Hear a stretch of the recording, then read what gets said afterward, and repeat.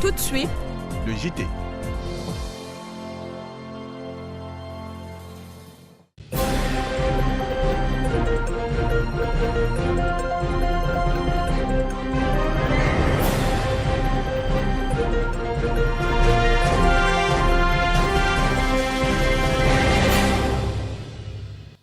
Toutes nos excuses pour ce léger retard. Mesdames et messieurs, ravi de vous retrouver pour ce journal. Ce soir, la rédaction a le plaisir de recevoir sur ce plateau M.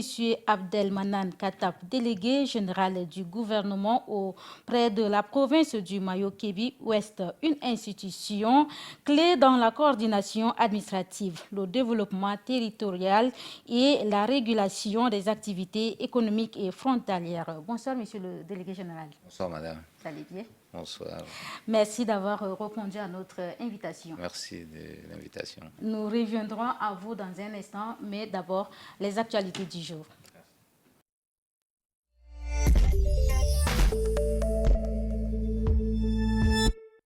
La politique s'invite à l'entame de cette édition en mettant solennellement un terme aux travaux du séminaire national sur la décentralisation à l'heure de la Ve République. Le chef de l'État, Mahamad Idriss Déby Itno, a mis en garde les administrateurs véreux qui s'ingèrent dans la gestion des collectivités autonomes. Pour lui, rien ne sera comme avant. L'éditorial de la rédaction est consacré au ton martial du discours du chef de l'État. Il est sien, l'Algem Narcisse Bainadi.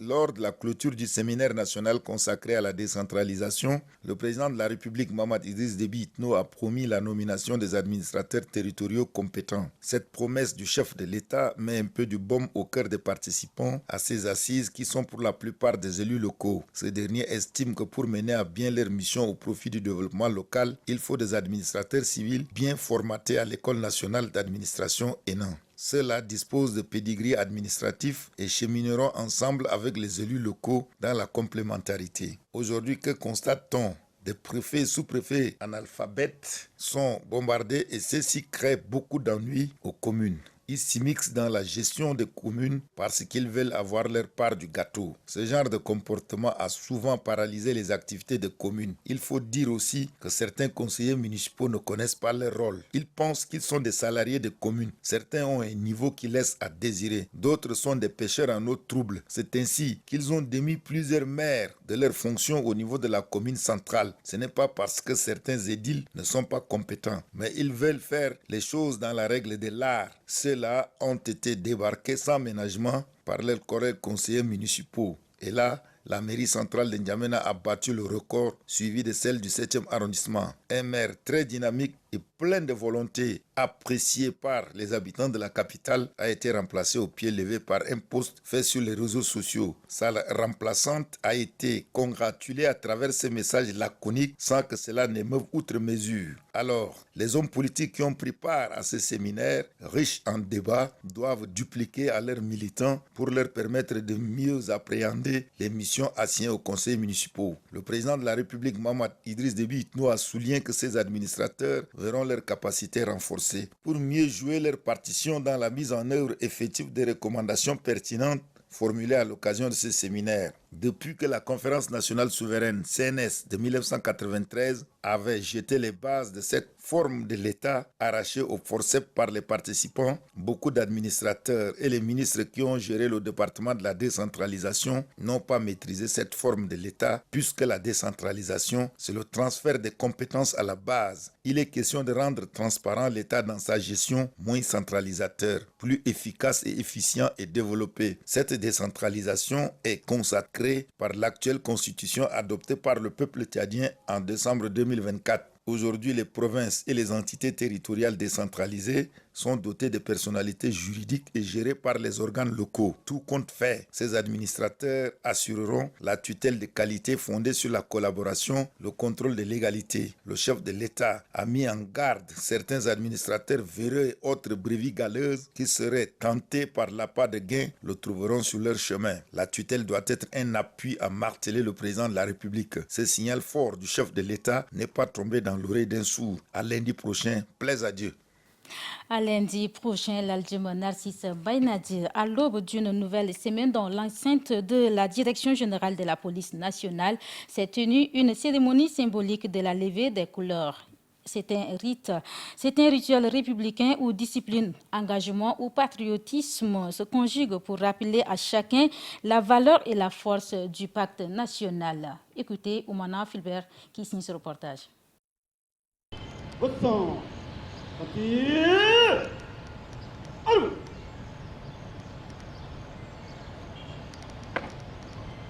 C'est dans un ordre impeccable que les éléments de la police nationale rassemblés en formation donnaient le ton. Drapés de leurs uniformes, l'arme au garde à vous, ils ont fait résonner dans l'air matinal les notes vivantes de la tchadienne. L'hymne national du Tchad entonné avec une ferveur patriotique qui force l'admiration. Le lever du drapeau tricolore au rythme du vent et des fanfares républicains a marqué un moment d'unité sacrée incarnant la souveraineté, l'honneur et la fierté d'un peuple.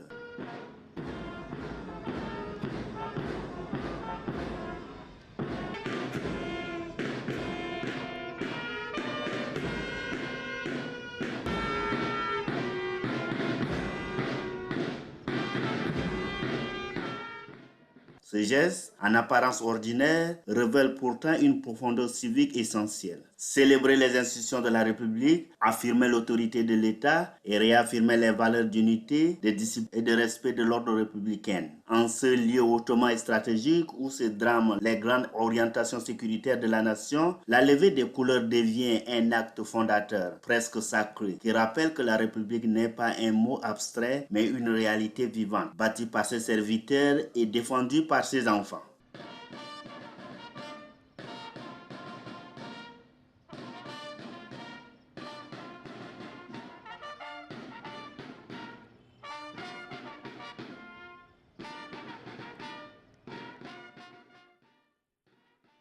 Autour de quelques responsables de la police nationale, on pouvait lire dans le regard une détermination, celle de faire de la loyauté à la République un pilier de leur engagement quotidien. En silence, chaque geste, chaque posture, chaque note exécutée par la fanfare officielle traduisait une leçon de civisme que chaque citoyen gagnerait en intérioriser. Cette levée des couleurs est bien plus qu'un rituel militaire. C'est un appel silencieux à l'ensemble des Tchadiens, jeunes et moins jeunes, à se réapproprier les symboles de la République, à vivre leur citoyenneté avec dignité et responsabilité. Elle invite à la réflexion que signifie être citoyen d'un État, comment servir et protéger les valeurs fondatrices de notre nation. Dans un pays qui aspire à la paix, à la stabilité et au progrès, la culture de la République commence dans des gestes simples et symboliques. S'élever pour l'hymne, hisser le drapeau, respecter les institutions. Elle se cultive dans les familles, dans les écoles, dans les casernes et les administrations. Elle se nourrit du respect de l'ordre, de l'unité nationale et de la mémoire collective. Que chaque Tchadien, en regardant son drapeau flotter, se souvienne que la République est notre bien commun le plus précieux. Toujours en politique, la Cour des comptes du Tchad et son partenaire IDI, entendez Initiative de développement de Intosai, ont signé une convention. C'était dans le cadre du projet d'appui à la gouvernance et à l'indépendance financier par le secrétariat d'État à l'économie et de la Confédération suisse. Ce projet qui vise l'indépendance totale de la Cour des comptes du Tchad et sera mis en œuvre pour une période de 18 mois. Mistangar Victor était de notre. L'initiative de développement de l'Intosai et la Cour de comptes du Tchad viennent de rendre ce 28 juillet une date historique par la signature d'une convention pour la mise en œuvre du projet d'appui à la gouvernance et à l'indépendance de cette institution en charge de suivi et de contrôle des finances publiques. Ce projet, qui prend en compte plusieurs volets, est financé par le secrétariat d'État à l'économie de la Confédération suisse. Le projet qui démarre aujourd'hui est un outil structurant. Il nous permettra de consolider les bases de notre fonctionnement, d'améliorer notre gouvernance interne, de renforcer notre capacité à planifier, à communiquer et à rendre compte de nos actions, mais surtout à accomplir pleinement notre mission constitutionnelle de contrôle et d'audit externe des finances publiques au niveau le plus élevé. Concrètement, ce programme portera sur 3 volets principaux: le renforcement de notre indépendance et de notre cadre juridique, l'amélioration de notre gouvernance interne à travers le développement de la gestion stratégique, la gestion moderne des ressources humaines, valorisation de notre image institutionnelle par une meilleure collaboration avec nos parties prenantes institutionnelles. Ce partenariat qui vient d'être paraphé par ces deux institutions constitue un levier de transparence et un tremplin pour construire une Cour de compte forte, dynamique et pleine de rigueur au service de la redevabilité. La Cour de compte du Tchad est la seule cour en Afrique francophone à bénéficier de ce programme ambitieux. Ce qui est du projet dont nous allons procéder tout à l'heure à la signature des termes de référence, il concerne la composante 3. Et comme je le mentionnais, il bénéficie à un nombre limité d'ISC. Actuellement, je pense 10 ISC bénéficient de ce programme, au rang desquels la Cour des comptes du Tchad, qui est la seule Cour des comptes en Afrique francophone, a bénéficié actuellement de ce projet. Nous allons également appuyer et accompagner la Cour des comptes dans la mise en œuvre de son prochain plan stratégique, qui sera, on l'espère, élaboré au cours des prochains mois. Mais aussi, nous pourrons accompagner la Cour dans la révision éventuelle de son cadre juridique lorsque jugé nécessaire. La mise en œuvre de ce programme permettra à la Cour de compte du Tchad d'identifier les forces et les faiblesses qui sont les siennes afin de procéder à l'assainissement de la gouvernance publique. Le projet d'appui à la gouvernance et à l'indépendance de la Cour de compte du Tchad qui vient d'être lancé sera exécuté à travers des ateliers d'information, d'orientation en présentiel, tout comme à distance.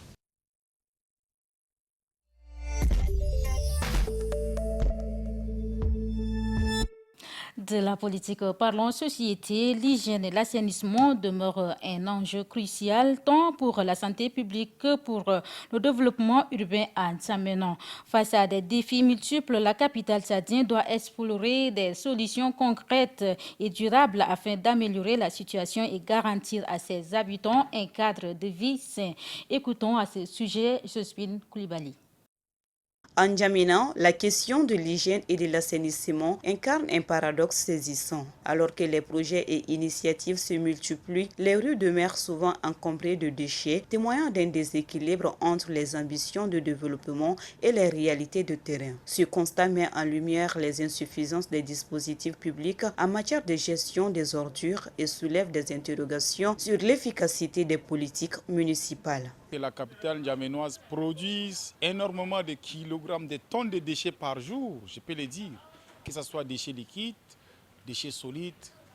En tant qu'expert, je m'exprime sur ce point. L'idée d'avoir comme quoi la salubrité est une affaire que de la mairie fait que les choses n'avancent pas.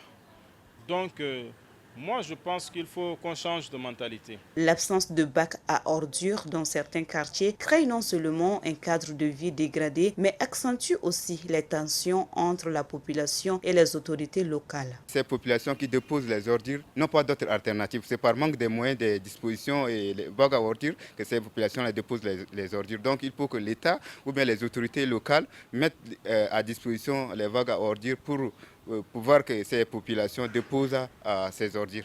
En réponse à cette situation préoccupante, des solutions concrètes alliant engagement citoyen et innovation pertinente pourraient être mises en œuvre afin de faire de N'Djamena une ville propre tant rêvée. Installer une brigade de contrôle de ces déchets-là, parce que les gens déposent les déchets de la nuit tard et les gens dorment, ils déposent. Qu'est-ce qu'il faut faire? Il faut créer une brigade, comme la police nationale qui circule la nuit. Pourquoi pas une brigade chargée de déchets solides et liquides en N'Djamena? Comme ça va veiller. Toi qui déposes, on te prend, on te pénalise, on te fout même en prison. Pourquoi pas? Même à ceux qui défèquent à l'air libre, pourquoi pas les poursuivre? Voilà, il faut des textes, il faut les poursuivre pour que la capitale change. Parce que c'est une maladie, c'est ça là qui provoque aujourd'hui les moustiques, le palu, le choléra dans la capitale N'Djamena. Si ces initiatives témoignent d'une volonté de transformation, leur pérennité dépend de l'appropriation collective et du soutien institutionnel. En N'Djamena, l'assainissement n'est pas seulement une question d'infrastructure, c'est un enjeu de citoyenneté, de gouvernance et de santé publique.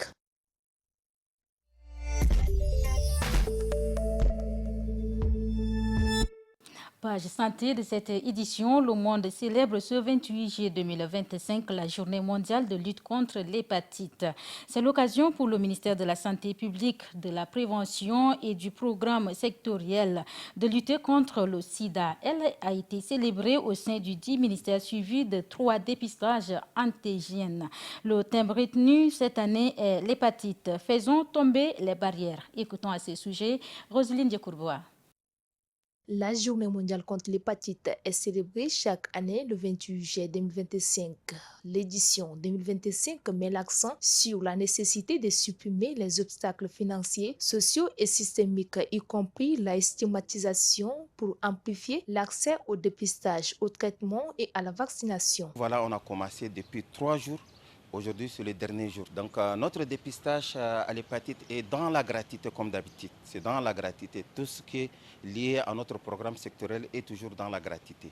Le VIH, les 10 hépatites, et nous avons couplé cette année avec le syphilis. La campagne de dépistage lancée par le ministère de la Santé publique est diversement appréciée par la population. J'étais venu ici, ce n'est pas dans le but, n'est-ce pas, de me faire dépister. Je ne savais même pas qu'il va y avoir, n'est-ce pas, le dépistage de la population aujourd'hui au sein, n'est-ce pas, du ministère de la Santé. Vous savez voir que c'est très important qu'il faut, n'est-ce pas, informer, n'est-ce pas, la population.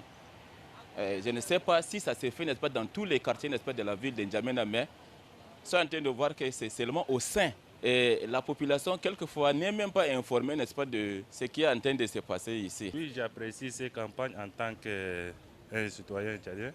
L'hépatite, que ce soit B, C, les VIH, sont devenus des maladies qui sont beaucoup plus répandues dans tous les territoires.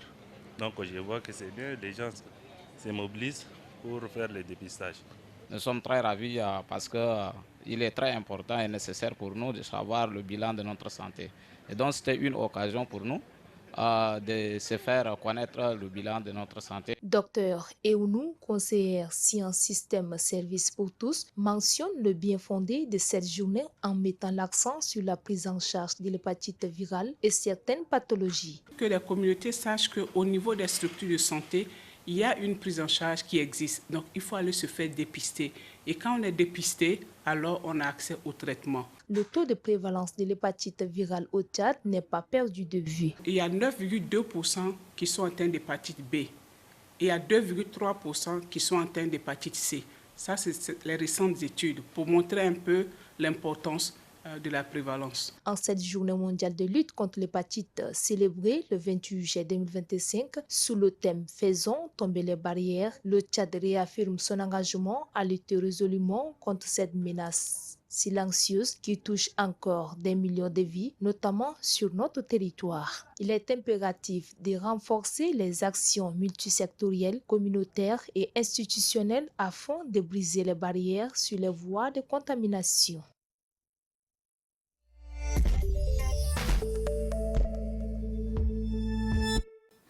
Culture à présent, l'investiture de Faustin Archange Touadéra par son parti, le mouvement Cœur Uni continue de faire polémique en Centrafrique.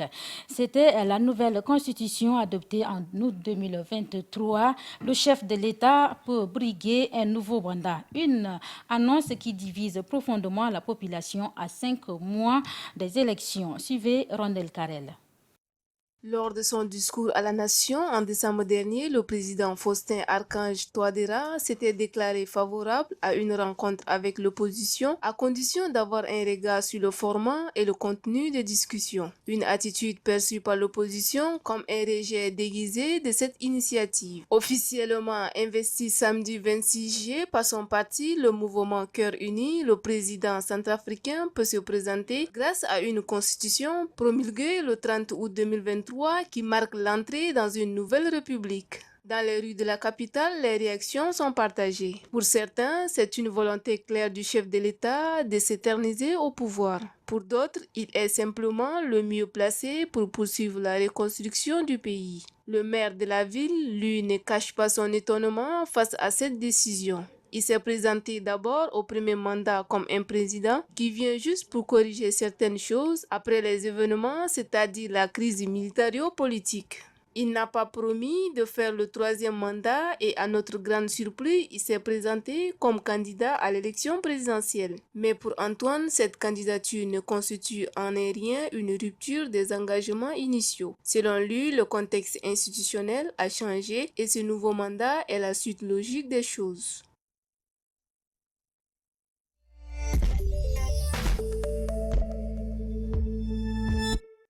Mesdames et messieurs, comme annoncé à l'entame de ce journal, nous avons sur ce plateau monsieur le délégué général du gouvernement auprès de la province du Mayo-Kébi-Ouest.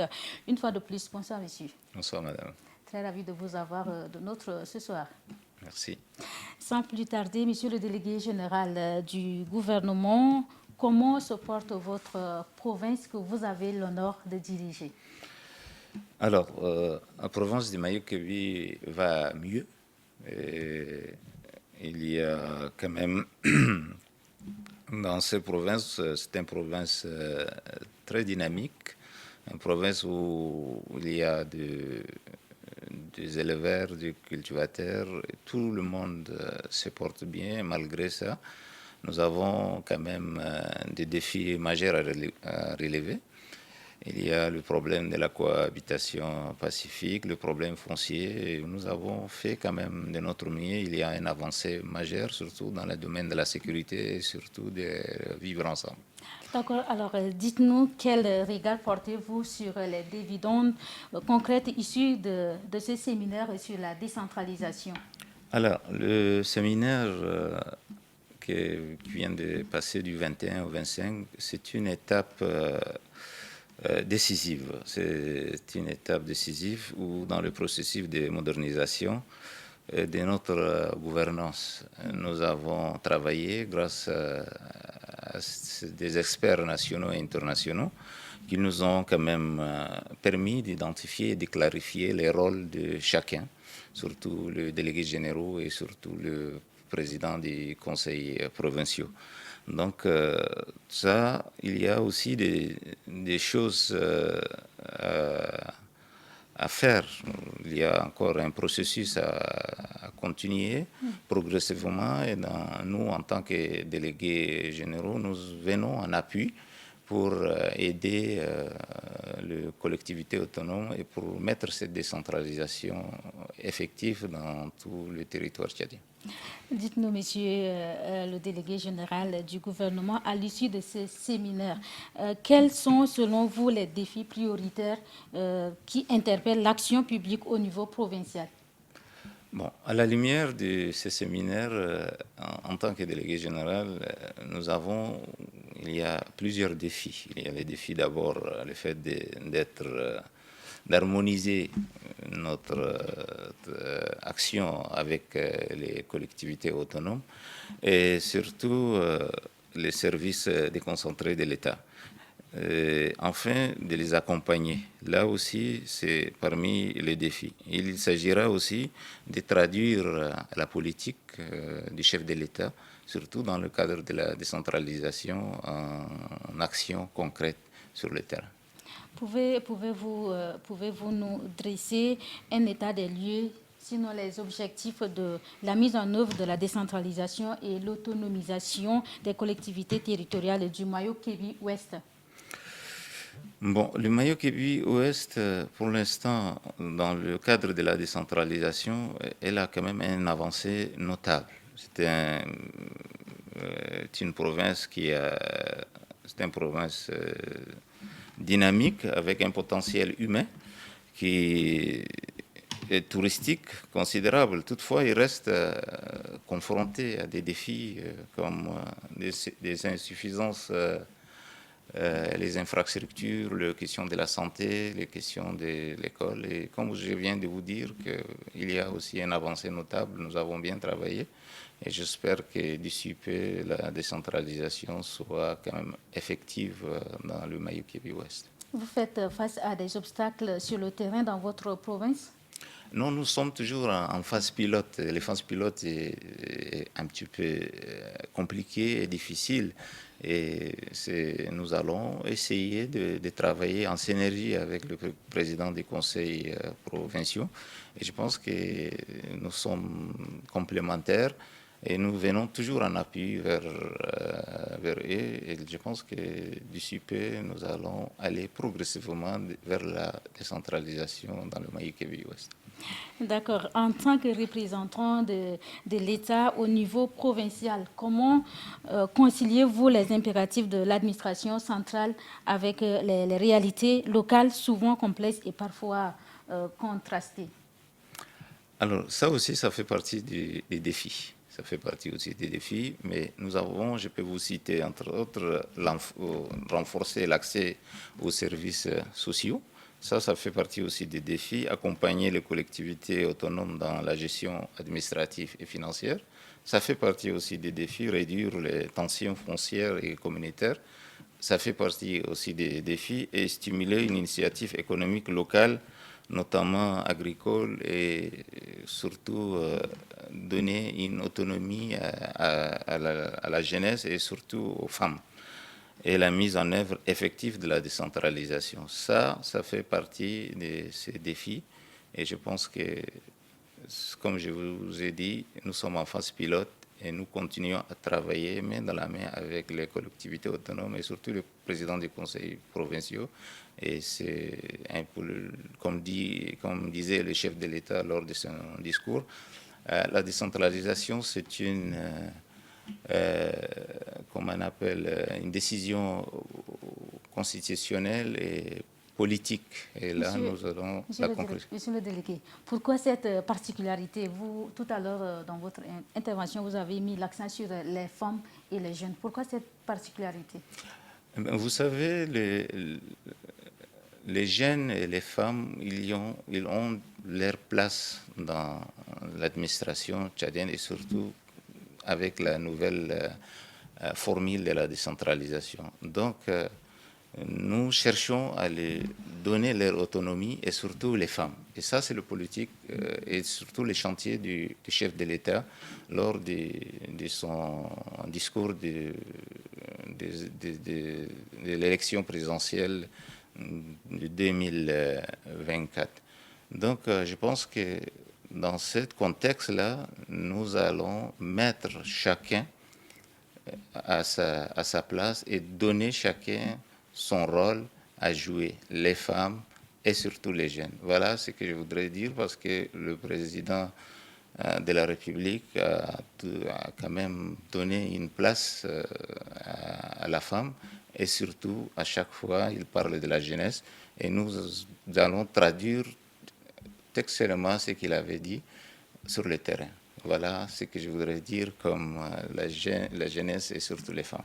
Face à tous ces défis, alors quelles sont les stratégies que vous entendez mettre sur place pour mobiliser les ressources locales afin de résoudre, sinon de redynamiser la décentralisation et renforcer le sentiment d'appartenance? Alors, surtout, les ressources, ça se mobilise. Mais comme je vous ai dit, nous sommes en phase pilote et nous sommes un petit peu aussi avancés. Il y a plusieurs ministères qui sont déjà en avance. Il y a déjà presque 8 ministères et nous travaillons toujours avec le service déconcentré. En matière de finances, c'est toujours le pouvoir central qui jusqu'à là s'agère. Mais avec le temps, je pense que nous allons essayer de mettre un mécanisme. Ces mécanismes nous permettraient de faire tout pour que la gestion soit locale et que nous allons essayer de faire tout pour mobiliser les ressources locales et c'est avec ces ressources locales que les collectivités autonomes et surtout les conseils provinciaux peuvent travailler. D'accord. Quelles sont aujourd'hui vos principales attentes vis-à-vis de la population du Mayo-Kébi Ouest, sinon notamment en matière de civisme et de participation citoyenne, de co-construction du développement rural? Alors, en tant que délégué général du Mayo-Kébi, je lance un appel fraternel à toutes les filles et les fils du Mayo-Kébi, qu'ils soient à l'étranger, surtout à la diaspora, de revenir dans la province et de nous assister moralement, financièrement, pour que nous allons sortir cette province de l'ormière. Il y a aussi le problème du développement, comme vous venez de citer, et le problème civique renforcé. Nous allons aussi d'avoir un renforcement du dialogue permanent pour que cette administration soit effective. Il y a aussi un appui que nous voulons, que cet appui moral, technique, financier est surtout indispensable pour la province et que la province a besoin de toutes ces forces vives. Monsieur le délégué, que répondriez-vous à ceux qui estiment que la décentralisation risque de renforcer les inégalités plutôt que de renforcer les provinces? Vous savez, dans toute décentralisation, il y a aussi des détracteurs. Mais nous répondrons toujours qu'en définitive, vous savez, la décentralisation, c'est une opportunité historique pour nous. Nous devons saisir cette chance et de changer le visage de nos territoires. En tant que délégué général du gouvernement auprès du province, je suis résolument engagé à jouer le rôle de facilitateur de l'interface et surtout de travailler main à main avec surtout le président du conseil provincial avec la transparence et un engagement citoyen, et nous parviendrons à relever tous ces défis et valoriser pleinement le potentiel du Mayou-Kébi-Ouest.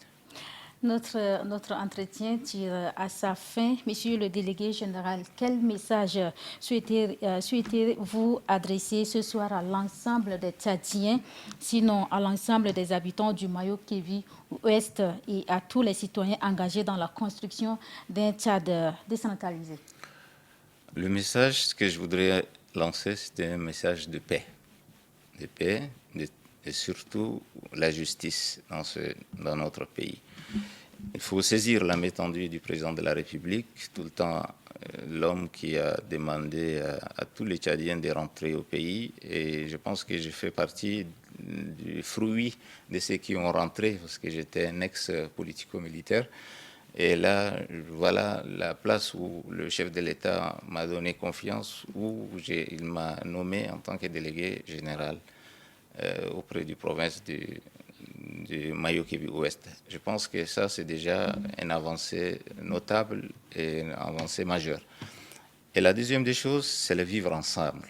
Le vivre ensemble, nous vivons ces derniers temps des tensions intercommunautaires, surtout dans le Mayou-Kébi-Ouest et surtout dans le Logone occidental. Nous demandons à nos frères et sœurs issus de ces provinces de revenir à la raison et de s'asseoir et de discuter. Malgré ça, nous avons aussi signé un accord et il reste encore de cet accord un mécanisme de suivi et ce mécanisme permettrait de nous continuer pour que la paix règne dans toute la province du Tchad. Et voilà ce que je voudrais dire comme message. Et je souhaite que notre décentralisation soit effective comme les experts qui nous ont donné comme modèle le Sénégal, la Côte d'Ivoire, le Maroc et surtout le Rwanda. Merci, Monsieur le délégué. Nous vous remercions pour la clarté de vos réponses et votre disponibilité. Je vous remercie. Nous vous souhaitons également plein de succès dans cette lourde responsabilité que vous êtes en train de gérer. Mesdames et messieurs, amis fidèles, auditrices et auditeurs à l'écoute de la radio Electron FM, chers téléspectateurs, internautes de la chaîne citoyenne, merci à vous de l'avoir suivi. Au revoir et à demain.